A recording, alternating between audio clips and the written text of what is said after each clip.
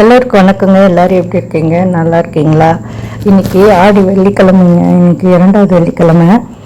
சரி, நம்ம இந்த விஷயம் 5 விஷயத்தையும் நம்ம சொல்லாமே நாம் பயன்படுற மாதிரி எல்லோரும் பயன்படட்டுமே அப்படின்னு சொல்லுவோம். இந்த பதிவு என்ன பண்ணணும் அப்படின்னு சொன்னீங்கன்னா 5 விஷயம் ஃபாலோ பண்ணிங்கன்னா உங்களுக்கு நல்லதாகவே நடக்குங்க.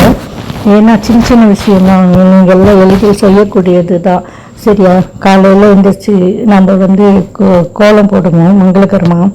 அதுக்கப்புறம் உங்களால் முடிஞ்சதுன்னா பக்கத்தில் வேப்பிலை கிடச்சிதுன்னா வேப்பிலையை தோரணமாக கட்டிட்டு அதை வீட்டு வாசலில் மாட்டிடுங்க. அது உங்களால் முடிஞ்ச விஷயம்தான். கண்டிப்பாக கிடச்சதுன்னா வேப்பிலையை இந்த டைமில் மாட்டுறது ரொம்ப நல்லது. அப்புறம் கண்டிப்பாக குளிச்சுட்டு தீபம் ஏற்றுங்க. இது 2வது விஷயம். அடுத்தது அம்மனுக்கு பால் அல்லது பானகம் வச்சு கும்பிடுங்க. அது சின்ன விஷயம், எளிய விஷயம்தான். பால் காலையிலேயே பச்சை பால் எடுத்து வச்சுருங்க. அப்படி இல்லைன்னா பானகம் செஞ்சு வையுங்களேன். இது அம்மனுக்கு மிகவும் பிடிச்சது. முடிஞ்சதுன்னா அம்மனுக்கு எலுமிச்சை பழத்தில் மாலை சேர்த்து கோர்த்து போடுங்க. வீட்டில் இருக்க அம்மன் படத்துக்கு நீங்கள் 10, 11 இந்த மாதிரி கோர்த்து உங்களால் முடிஞ்சது போடுங்க.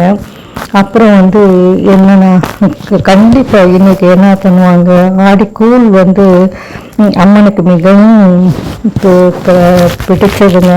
ஆடி மாதத்தில் கூழ் எடுத்துகிட்டு போய் கோயிலுக்கு போனீங்கன்னா பக்கத்தில் இருக்கவங்களுக்கு கொடுத்தீங்கன்னா மிக மிக விசேஷங்க.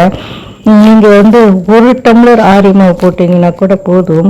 அது நல்லா 2 ஸ்பூனு 1 டம்ளரில் நிறைய தண்ணி ஊற்றி நல்லா கலந்துட்டு நல்லா வேக வைக்கணுங்க. அடுப்பில் வச்சுட்டு வேக வச்சு உங்களுக்கு வேகிற டைம் தெரியும். அதை எடுத்துட்டு அம்மனுக்கு உப்பு போடாமல் படைக்கணுங்க.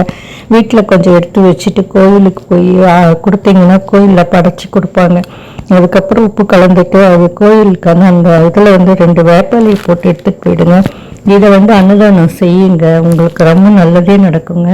இந்த பதிவு அதுக்கு தான் முக்கியமாக காலையில் போட்டுங்க. இல்லைன்னா யாருக்காச்சும் உணவு கொடுங்க, இல்லைன்னா அரிசி தானம் செய்யுங்க.